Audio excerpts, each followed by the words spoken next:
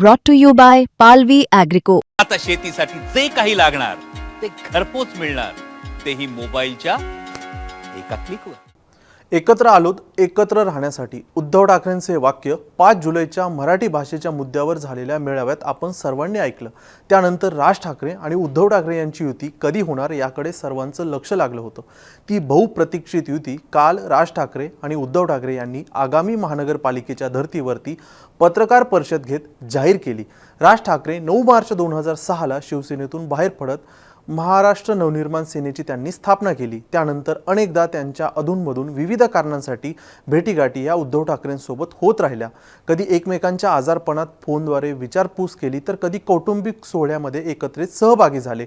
दोन्ही ठाकरे बंधूंच्या मागे मुंबईतील मतदार उभे ठाकतील का? पण आता ठाकरे बंधूंची युती झाली, पण पुढे काय? आता या युतीला यश मिळणार का? आजची परिस्थिती पाहता त्यांचा महायुतीपुढे निभाव लागेल का? हेच आपण या व्हिडिओमध्ये पाहणार आहोत. नमस्कार, मी स्वानंद बिक्कड, तुम्ही पाहतात मुंबई तक. माझा वाद हा माझ्या विठ्ठलाशी नव्हता, माझा वाद हा होता तो बडव्यांशी. ज्या लोकांना दीड दमडीचं राजकारण कळत नाही त्या लोकांसाठी मी शिवसेनेच्या नेतेपदाचा राजीनामा देत आहे, असे बोल होते राज ठाकरेंचे. आणि राज ठाकरे शिवसेनेतून बाहेर पडले. त्यानंतर राज ठाकरेंनी मनसेची स्थापना केली. त्यानंतर मनसेने 2009च्या विधानसभा निवडणुकीत चांगले यश मिळवलं. पहिल्या प्रयत्नात मनसेचे 13 आमदार निवडून आले. या निवडणुकीत त्यांनी मराठी माणूस या मुद्द्याचं भांडवल केलं. पण 2014 आणि 2019 मध्ये ती प्रत्येकी एका जागेवरती त्यांना त्यांचा आमदार निवडून आणता आला. गेल्या वर्षी झालेल्या विधानसभा निवडणुकीत मनसेला एकही जागा मिळाली नाही. पक्ष राजकीयदृष्ट्या संघर्ष करत आहे आणि राज ठाकरे राजकीय अस्तित्वासाठी लढत आहेत, असा हा सगळा काळ आहे. दुसरीकडे एकनाथ शिंदे यांच्या नेतृत्वाखालील बंडामुळे उद्धव ठाकरे यांचं सरकार 2022 मध्ये कोसळलं आणि शिवसेनेत उभी फूट पडली. तेव्हा उद्धव ठाकरेंना मोठा धक्का बसला. परिस्थिती आणखी बिकट झाली आणि ठाकरेंनी शिवसेना पक्षाचं नाव आणि निवडणूक चिन्हही गमावलं.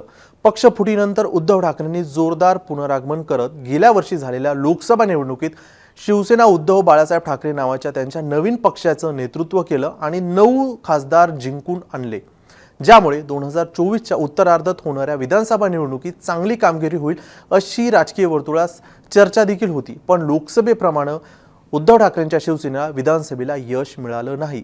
विधानसभा निवडणुकीत उद्धव ठाकरेंच्या पक्षानं 92 जागा लढवल्या आणि केवळ 20 जागा जिंकल्या. तर उद्धव ठाकरेंचे कट्टर प्रतिस्पर्धी एकनाथ शिंदे यांच्या शिवसेनेनं 57 जागेवरती त्यांचे उमेदवार निवडून आणले. आणि आपण खरी शिवसेना आहोत, जनतेनं आम्हाला कौल दिला, असा दावा एकनाथ शिंदे यांनी केला होता. एकनाथ शिंदे यांच्याकडे शिवसेना पक्षाचं नाव चिन्ह गेल्यानंतर तत्कालीन मुख्यमंत्री एकनाथ शिंदेंसोबत राज ठाकरेंची पण जवळीक वाढत होती. कधी गणेश उत्सवाला एकत्रित आले, तर कधी मनसेच्या दीपोत्सवाला एकनाथ शिंदे आणि राज ठाकरे एकत्र आले. पण राज ठाकरे यांनी अधूनमधून टीकाही केली. शिंदेंना नाव आणि चिन्ह देण्यात आलंय, असंही राज ठाकरे बोलले होते. त्यानंतर लोकसभा आणि विधानसभा निवडणुकीत राज ठाकरेंनी महायुतीला पाठिंबा दिला, पण त्यांना महायुतीत कुठलीही जागा सोडली नव्हती. 2019च्या विधानसभा निवडणुकीत मनसे अध्यक्ष राज ठाकरे यांचे सुपुत्र अमित ठाकरे माहीम विधानसभा मतदारसंघातून निवडणुकीच्या रिंगणात उतरले होते. ज्या महायुतीला राज ठाकरेंनी पाठिंबा दिला होता त्या महायुतीनं अमित ठाकरेंच्या विरोधात उमेदवार दिला, पण अमित ठाकरेंना या निवडणुकीत पराभव स्वीकारावा लागला. त्यानंतर एका यूट्यूब चॅनलला दिलेल्या मुलाखतीत राज ठाकरे म्हणाले होते की कुठल्याही वादापेक्षा भांडणापेक्षा महाराष्ट्र हा मोठा आहे. त्यानंतर ठाकरे बंधूंची युती होते का याकडे सर्वांचं लक्ष लागलं होतं. त्यानंतर उद्धव ठाकरे शिवसेनेच्या एका कार्यक्रमात बोलले की बाकी आमच्यातली भांडणं मी आज सांगतो, जी भांडणं माझ्याकडून नव्हतीच ती मी मिटवून टाकली, चला पण पहिले हे ठरवा, असं उद्धव ठाकरे म्हणाले होते. त्यानंतर मुंबई तकच्या उत्सव कार्यक्रमात राज ठाकरे बोलले होते की आज ठाकरे ब्रँड पवार ब्रँड संपवण्याचा प्रयत्न चालू आहे, पण हे शक्य नाही. त्यानंतर 5 जुलैला मराठी भाषेच्या मुद्द्यावरती ठाकरे बंधू वरळीच्या डोममध्ये एकत्र आले. त्याचवेळी उद्धव ठाकरेंनी केलेल्या भाषणात युती संदर्भात ग्रीन सिग्नल दिला होता. राज ठाकरे आणि मी एकत्र आलो आहोत एकत्र राहण्यासाठी. त्यानंतर उद्धव ठाकरे यांच्या वाढदिवसानिमित्त राज ठाकरे हे मातोश्रीवर गेले होते. तसेच गणेशोत्सव असेल, दीपोत्सव असेल किंवा अन्य दिवाळी सण असेल, भाऊबीज निमित्त ठाकरे कुटुंब एकत्र दिसलं. मग नंतर निवडणूक आयोगाच्या विरोधात काढलेल्या मोर्चात ठाकरे बंधू सोबत दिसले. आता काल 24 डिसेंबरला शिवसेना उद्धव बाळासाहेब ठाकरे पक्षाची आणि मनसेची युती जाहीर झाली. तेव्हा उद्धव ठाकरे म्हणाले होते की चुकाल तर संपाल असं आवाहन करत तुटू नका, फुटू नका आणि मराठीचा वस्सा टाकू नका असं आवाहन उद्धव ठाकरे यांनी सर्व मराठी बांधवांना केलं. त्यानंतर मनसे अध्यक्ष राज ठाकरे म्हणाले की मुंबई महानगरपालिकेचा महापौर हा मराठीच असेल आणि तो आमचाच होईल असा निर्धार राज ठाकरे यांनी केला. पण आता दोन्ही भावांची युती झाली, पण या पुढील प्रश्नांचं काय? प्रश्न क्रमांक 1, राज ठाकरेंनी युतीची घोषणा केली, पण जागा वाटपाचा तपशील काही सांगितला नाही. कोण किती जागा लढणार हे अद्याप गुलदस्त्यात आहे. त्यामुळे ठाकरे बंधू सावध पावलं टाकत आहेत का असाही प्रश्न उपस्थित होतो.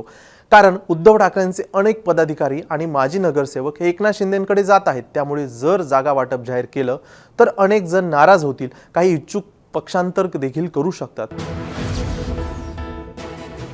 प्रश्न क्रमांक 2, जरी ठाकरे बंधूंची युती झाली तरी महाविकास आघाडीचं काय? कारण शरद पवार यांची राष्ट्रवादी देखील महाविकास आघाडीचा भाग आहे, तर काँग्रेसने मुंबईत एकला चलोचा नारा दिला आहे. त्यामुळे शरद पवार यांच्या पक्षाला युतीत घेणार का?